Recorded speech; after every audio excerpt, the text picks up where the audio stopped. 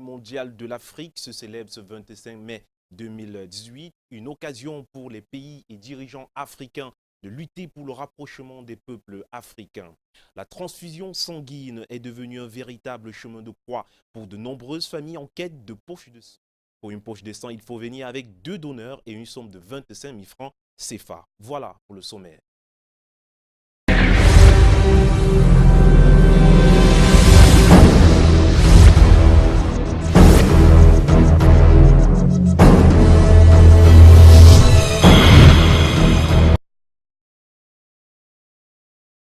Bienvenue à tous. Ouvrons ce journal avec notre chiffre du jour qui est 14. Ce chiffre représente les 14 péages routiers automatisés sur certains axes bitumés au Cameroun. Le projet d'installation de ces 14 péages routiers automatisés est pratiquement à son dernier virage. Par conséquent, le ministre des Travaux publics Emmanuel Nganou Djoumessi a invité les groupements d'entreprises actuellement en compétition à déposer les offres finales au plus tard le 28 mai prochain.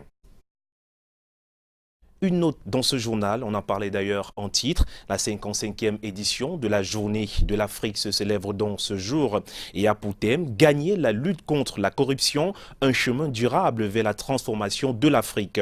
Cette journée rappelle la signature des accords de création de l'Organisation de l'Union africaine le 25 mai 1963, devenue depuis 2002 l'Union africaine. Occasion donnée à chaque pays de mettre l'accent sur le rapprochement entre les peuples africains.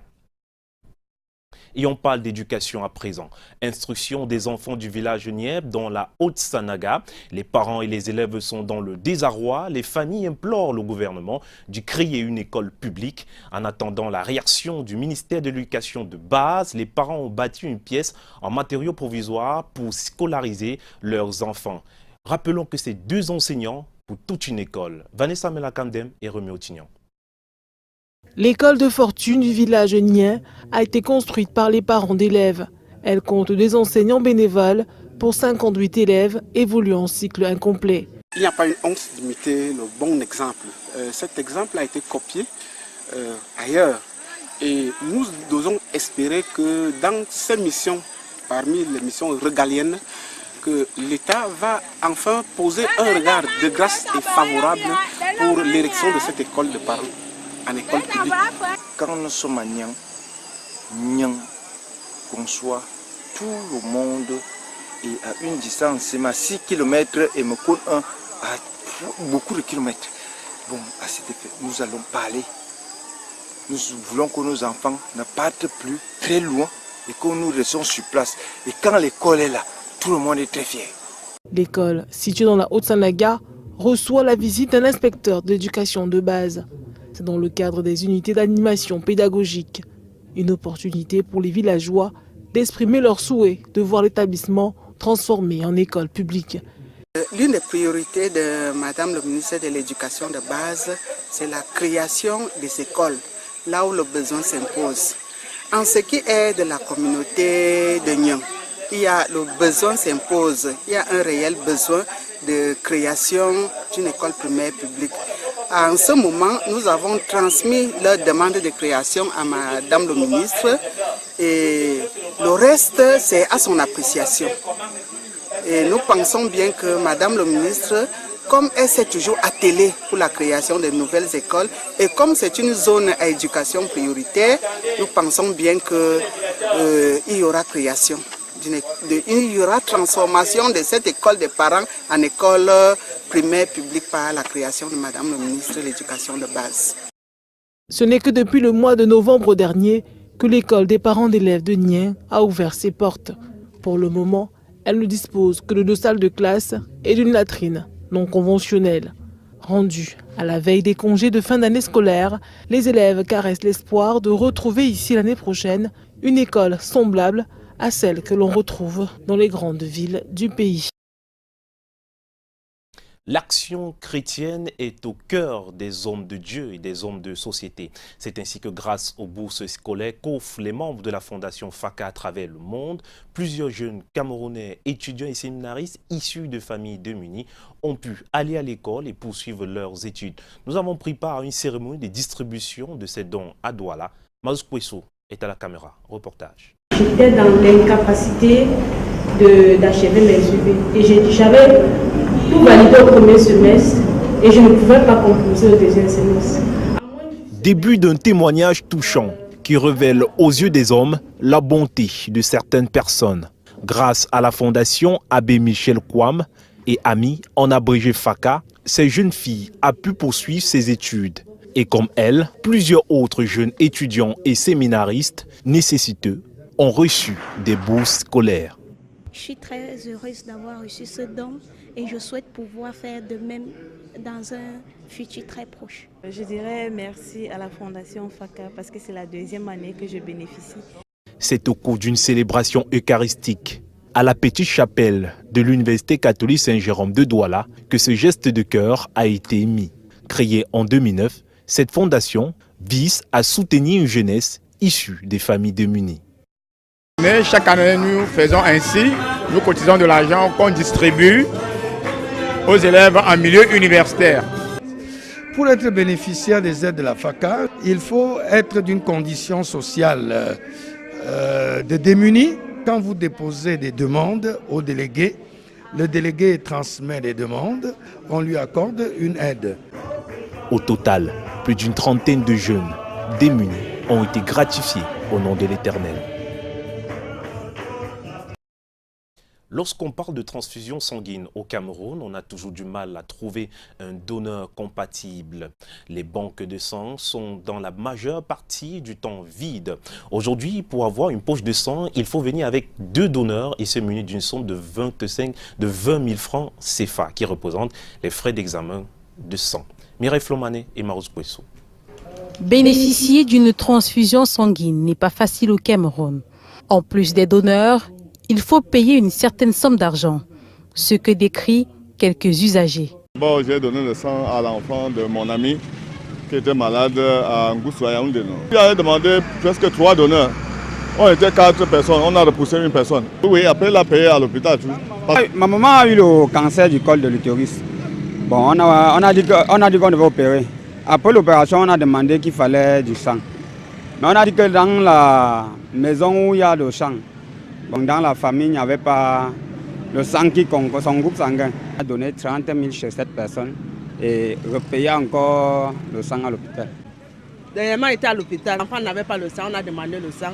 On m'a demandé 4 personnes où je donne l'argent du sang. J'ai dit que je n'avais pas 4 personnes. Ils m'ont demandé 30 000 pour une poche de sang. Les spécialistes et autres techniciens qui travaillent en étroite collaboration avec des banques de sang expliquent cet état des choses. Les gens ont parfois à tort l'impression que les poches de sang sont payantes. Elles ne le sont pas. Parce que lorsque on vous passe en fait une poche de sang, il faut qu'un certain nombre de contrôles soient faits. On ne va pas vous donner une poche qui est infectée par le VIH par exemple, ou alors qui a l'hépatite B. Donc les cautions qu'on demande, l'argent en fait qu'on demande, c'est pour pouvoir réaliser ces tests. La difficulté dans la transfusion sanguine au Cameroun est due à l'environnement social. La principale difficulté de la transfusion, c'est l'approvisionnement en fait en poche de sang. Ça va commencer par quelque chose de très culturel. Je vais vous dire, si on vous dit, écoutez, il faut aller donner du sang, il y a très peu de patients, il y a très peu de personnes qui arrivent à accepter d'aller donner spontanément le sang parce qu'ils estiment que dans le sang, il y a des pouvoirs mystiques, il y a un certain nombre de choses qui font en sorte que les gens ont peur de donner le sang. Donner du sang devrait être spontané. C'est seulement ainsi que les banques de sang seront fournies et il n'y aura plus de problème en ce qui concerne la transfusion sanguine.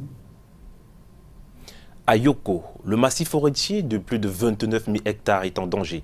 Il faut pour ce faire trouver des pistes de solutions pour une protection efficace de ce massif forestier.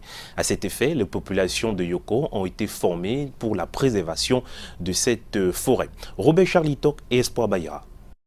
Il faut protéger le massif forestier de 29 500 hectares dans le Mbamekim, région du centre. Pour ce faire, la première session du comité de pilotage du projet de protection intégrale de la forêt communale de Yoko a réuni tous les 7 chefs traditionnels des villages concernés. Il y a, depuis le concours lancé par le PNDP, nous tenons à remercier ici cette institution pour les ressources qu'elle a transférées. Et vous voyez les 7 chefs de village qui font partie de la ceinture de la forêt communale sont heureux de recevoir tous ces équipements qui sont venus et que le préfet leur a remis. Le comité de pilotage s'est tenu, le préfet a donné des orientations et nous pensons. Un montant de 162 138 263 francs CFA pour la mise en œuvre du plan de travail annuel a été octroyé en 2017. Un financement qui a favorisé la formation des populations sur la conservation de leurs forêts. Pour cette année 2017-2018, il s'agit de créer et de mettre en fonction une zone d'intérêt synergétique à gestion communautaire. C'est dans la fonctionnalité et tel que voulu par le chef du gouvernement, la solidarité gouvernementale. À l'ère de la décentralisation, il nous est demandé de vivement accompagner les communes dans l'œuvre de développement local. Et le projet RED+ fait partie de l'un des géants projets du Cameroun, actuellement dans le combat contre le réchauffement du globe. L'appui aux organisations paysannes, la valorisation des produits forestiers non ligneux, la construction des infrastructures pour l'amélioration du système de production restent les objectifs à atteindre pour l'année en cours. Rendons-nous à Yaoundé pour la deuxième partie du journal. Bon après-midi à vous, Delphine Fonkoutene. Bonjour mesdames, messieurs, bonjour. Dans la suite du journal, cette information, les salariés camerounais de l'ambassade de France du Cameroun viennent de recevoir des médailles d'honneur de travail. C'était à l'occasion d'une cérémonie présidée par le ministre du Travail et de la Sécurité sociale. Grégoire Oona a invité les récipiendaires à maintenir le cap. Retour sur cette cérémonie avec Rodrigue Tanguay et Serge Alain Zibou. Ils sont 15 personnels camerounais de l'ambassade de France à Yaoundé, récompensés pour leur dur labeur. La cérémonie en leur honneur est organisée dans la salle des grands jours de la chancellerie de France située sur le plateau à Temungue. Et pour l'événement, pas moins que le ministre du Travail et de la Sécurité sociale et le gouverneur de la région du Centre, que se réjouit d'accueillir le patron des lieux. Vous êtes des Camerounais qui faites vivre au quotidien cette relation. Mais vous pouvez en être fiers, vous méritez la reconnaissance de la France, vous méritez la reconnaissance du Cameroun, et ce soir, c'est votre État qui vous décore. Vraiment, ça nous fait chaud au cœur. Employés à l'ambassade de France, parfois depuis les années 80, ces personnels qui font partie des staffs administratifs et techniques, naturellement heureux pour la reconnaissance de leur travail bien exécuté. C'est l'aboutissement d'un long boulot. Et je suis reconnaissant que le ministre ait bien voulu me décerner cette médaille. Content de recevoir les deux médailles argent et vermeil et que Dieu me garde pour les prochaines qui est là.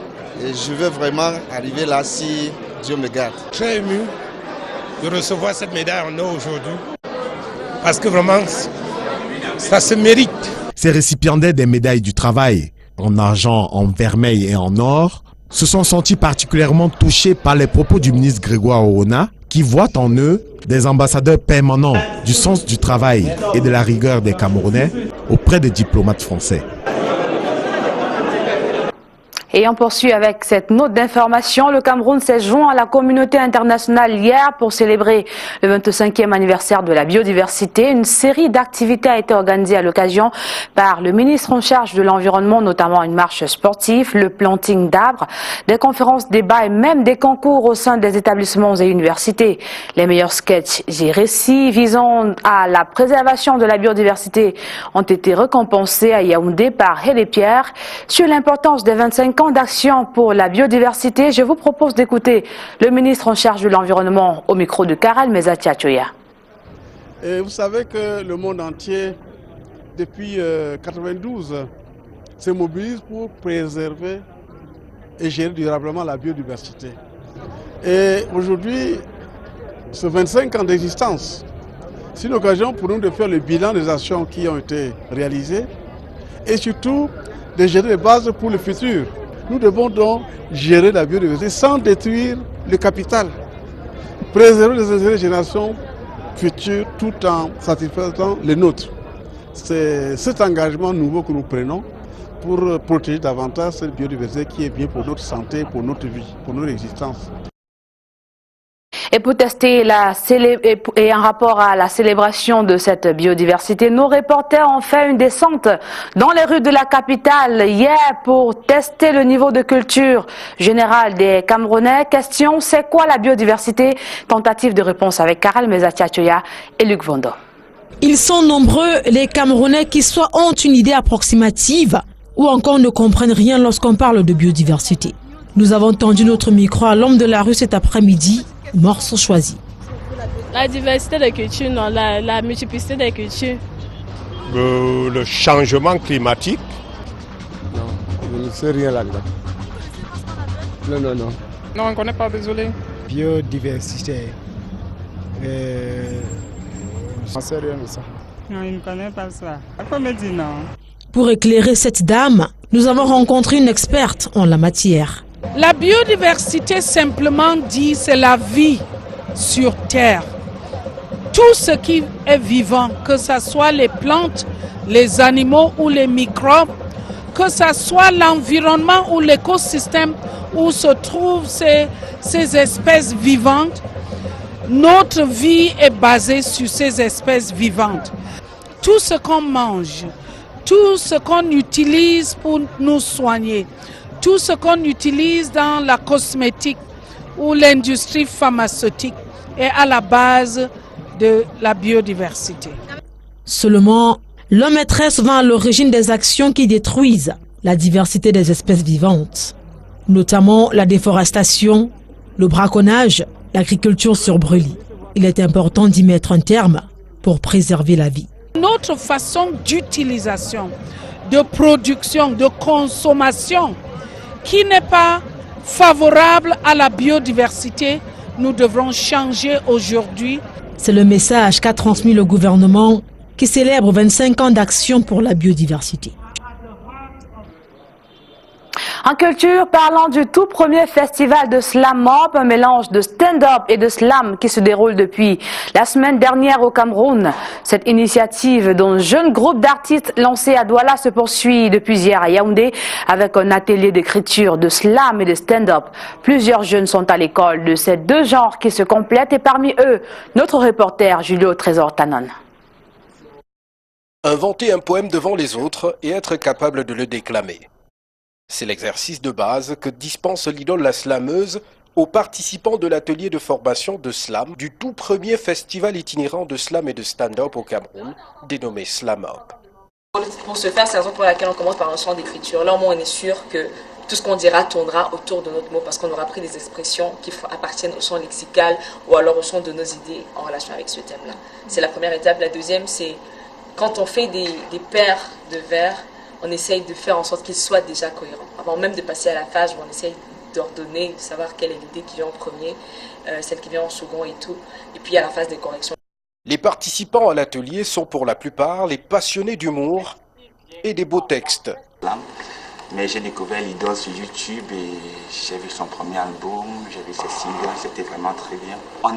Elle a organisé ce premier atelier, pour moi c'est une première. L'envie d'apprendre qui te motive à venir faire. Et puis quand tu ouvres ton esprit, rien n'est difficile. Tu essaies de prendre ce que tu veux prendre et laisser ce que tu trouves un peu compliqué. Il faut faire très attention avec le mot. Je peux me permettre de dire, et j'ai fait un sketch à Douala récemment sur les Bouddhas. Je ne suis pas Bouddha. Mais avant de commencer le sketch, je me suis positionné comme un Bouddha. Et j'ai un peu fait le semblant qu'on est chez un gars, Pour la partie stand-up, Ulrich Takam s'en charge. Les mots qui sont appropriés, les mots utilisés, on était vraiment sur les généralités, les éléments de base du slam et du stand-up. Demain, on a donné le devoir que chacun doit rentrer et pouvoir produire un texte de slam ou alors un texte de stand-up. Les meilleurs de cet atelier auront une récompense au bout de leurs efforts. Leur première scène. On ouvrira le spectacle avec cela. Ça sera l'occasion pour eux de monter sur scène, de pouvoir s'exprimer et de pouvoir montrer à leur famille de quoi est-ce qu'ils sont capables et aussi de juger vraiment s'ils ont de l'avenir dans ce métier-là. Le public de l'Institut français de Yaoundé est massivement attendu ce samedi 26 mai 2018 dès 19h pour le grand spectacle de Slam Up. Encore des couleurs de la célébration de la fête nationale de l'unité dans ce journal, précisément celle de l'arrière-pays. Le 20 mai en Tui dans le Bas-Mekim et à Monatélé dans la Léquié était l'occasion pour les populations de ces arrondissements de magnifier l'unité du Cameroun et le vivre ensemble. Karen Meza Tiatchoya pour plus de détails. La place des fêtes de Tui aussi a vibré au rythme de la 46e fête nationale de l'unité le 20 mai dernier. Deux temps forts ont marqué ce moment solennel, le défilé militaire et le défilé civil. Le préfet du Bas-Mekim, Oum Donatien, qui préside la cérémonie, les autres autorités et invités de marque ont apprécié les passages des établissements de l'enseignement secondaire et supérieur, ainsi que celui des partis politiques ici représentés. C'est le vivre ensemble dans la diversité qui est célébré. Je pense que les Camerounais du nord au sud, de l'est à l'ouest, ont vécu l'unité à cette fête. Ça a été dit pendant les colloques, ça a été scanté dans les chants qui ont été donnés ici. Je pense que ça se vit dans les cœurs. Vous avez vu les associations, c'est une mosaïque représentative de toute notre nation. Nous en sommes fiers. Nous sommes contents d'avoir vécu cela avec tous les Camerounais et tous les peuples. C'est pratiquement la même ambiance que les populations de Monatélé dans la Léquié ont vécu ce jour-là. Les défilants n'ont pas dérogé à la tradition. Une parade que préside le préfet Patrick Kamsou Simon. Tous sont pour un Cameroun, un et indivisible. Les jeunes doivent être unis comme nous sommes en train de fêter aujourd'hui la fête de l'unité. Vous avez constaté.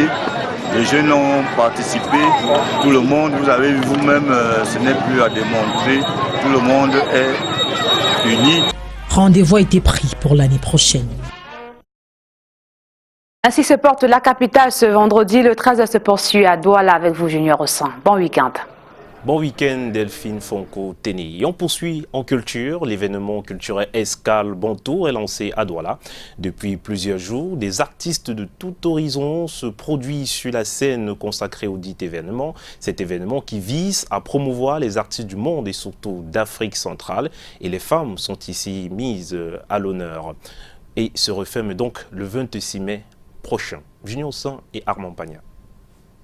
Rendu à sa deuxième édition, le Salon international des voix de femmes et des musiques du monde se tient à Douala, au Cameroun, dans le cadre du grand rendez-vous des acteurs de la musique africaine intitulé Escale Bantou. Je me sens très satisfaite.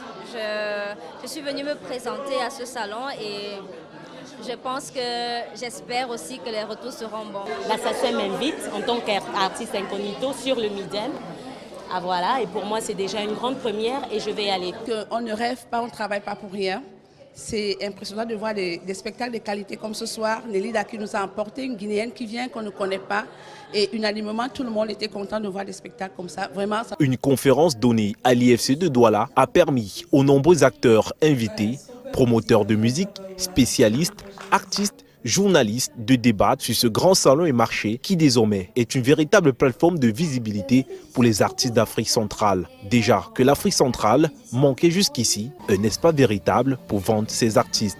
Dans la construction de leur carrière, les artistes ne se projettent pas. Malheureusement, je pense que ces échanges sont indispensables. Il n'y a pas que l'artistique. L'artistique est une étape.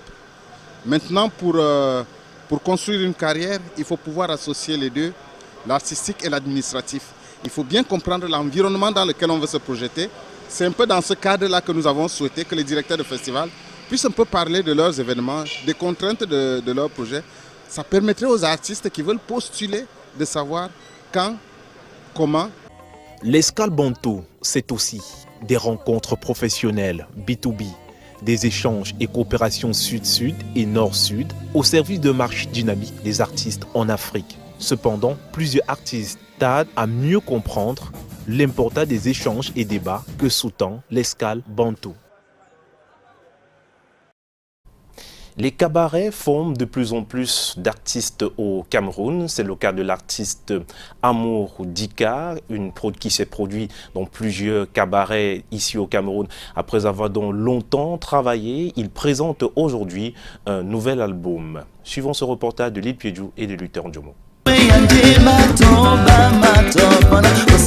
Il a été l'un des danseurs de Grâce Deka, Maman Guilla, Ben Deka, entre autres, pendant près de 10 ans. Aujourd'hui, Amour Dika se projette au devant de la scène avec son projet intitulé Persévérance. J'ai commencé à jouer dans des cabarets, dans des petits restaurants, que je ne sais pas le nom. Et là, d'un coup, je suis allé sur la scène. Et dans la scène, on m'a dit, tu peux chanter aussi. Ce chanteur de variété promène les mélomanes aussi bien à travers les tendances folkloriques locales camerounaises, notamment la siko, le mangambe, le benskin, que les tendances urbaines.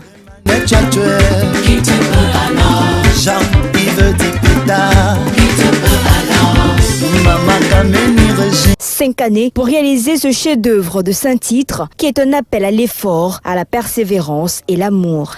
Voilà l'album baptisé Aïha. Je suis là à 100%, ça veut dire Abassa, Aïha.